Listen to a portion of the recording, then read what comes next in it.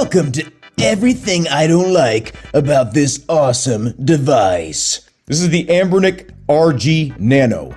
This thing is literally, let me go get something for you. This is the reason why I ended up buying this device. I can't remember the content creator that said this, but they said it was the exact same size as a Dreamcast VMU little game device thing. So when I heard that, I'm like, you know what?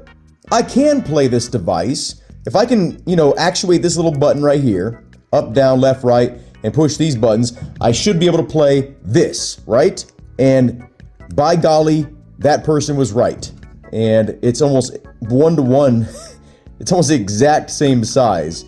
So anyway, that was why I decided to finally get this, because I had been eyeballing this unit for so long. This device literally fits in the top pocket in your jeans. That little tiny pocket, whoop, slides right in there. Actually, as a matter of fact, whoop, you can find them for like 30 bucks, 50 bucks, depending on where you get them. I got this one for $70, but I got it next day shipping because it was on Amazon. I was like, you know what? I want this right now. This device is capable of up to PS1 emulation, by the way. This is Jurassic Park. This one's for you, Dad. Now, keep in mind, this video is about everything I hate about this thing, but I do got to start it off. It's a hate sandwich.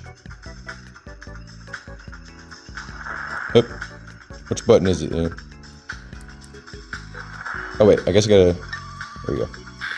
Oh yeah.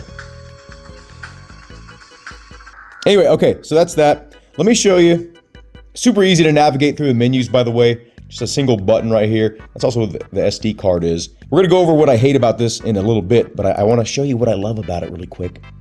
These are the systems I'm emulating. There's more, but I deleted a bunch of things. Basically, all you do is take the SD card out, put it in something else, and delete files you don't want. Or you can add things. I've added games to this. I also deleted most of them. Let's do this one. This one, let me do the old reach around here. Okay, we're in the game. It's pretty quick.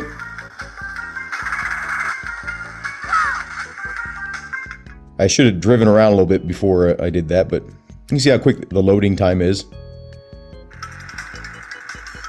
I guess we're reversing this guy.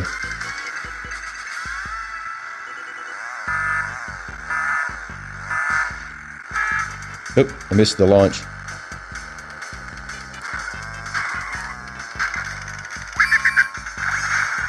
Oh shit!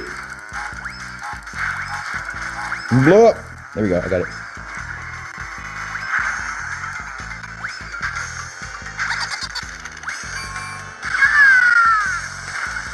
Anyway, the games run great.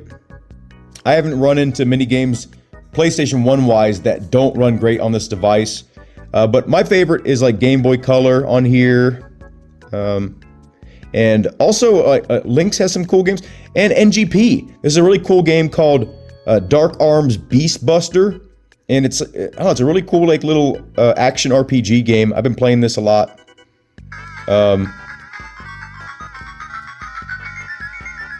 Okay.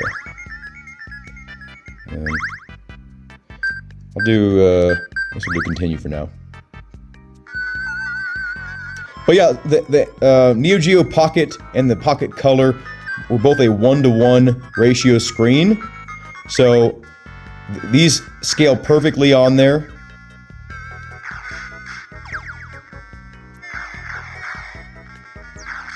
Yep. Shit. Oh. Okay, we're dead. Anyway, so these run great. Let me get into the things I hate about this device now. That these shoulder buttons feel great, right? They're amazing. They feel just about the same quality as maybe a Game Boy Advance SP. Really nice, snappy feeling buttons. The problem with them is they're loud, right? So if you're playing this at night, or if you're playing this maybe where you shouldn't be, I'm not gonna say where, but these buttons will get you caught. These buttons will not. See, you can push down in the very middle of this. That's not good. This should be pivoting off a center like ball, but the fact that you can push all the buttons, like down at the same time, it doesn't really translate to being a problem in game, but it is an annoyance, right? Like it just doesn't feel like you're pivoting on a center point. If they would have had an analog stick right here, this controller would have been like the best feeling controller like ever, but it didn't, so it sucks. Watch this D-pad. Push down in the middle, nothing. You can pivot on the middle still, but you cannot push all the buttons at the same time. There is something preventing you, a ball in the middle, basically, that makes it to where you can't push down all at the same time. But this device, you can. It's like almost one big button, right? So I don't like that. Now also, related to the buttons, even though they feel amazing when you press them, when you're just like messing around, when you're actually in the games, they feel too soft. Now I know I want them quiet, so you can't have a quiet, hard button, but I feel like if they were a little bit stiffer, a little bit more resistance to push the button, I feel like it'd be better because it's a little bit too easy to push the buttons. But overall, it does feel very nice and it's very playable. The charging port is really cool. It actually lights up when it's charging right here, but it only charges with certain cables. And it's annoying because a lot of the cables that I have don't work with this device. Luckily, it comes with one that works, but you can't just plug it into any USB-C and have it work. So it's kind of annoying. My last big complaint about this device is the fact that the pre-installed games, a lot of them are in the wrong language. You know, you scroll down, you play like Rayman, right? And then it'll be like in Japanese or Italian or something like that. Like the game list is fragmented. But there are enough games that are built into these cards here to where if you just, you know, having this as a little time waster, there's plenty of games to waste your time on with this device, if that's all it is.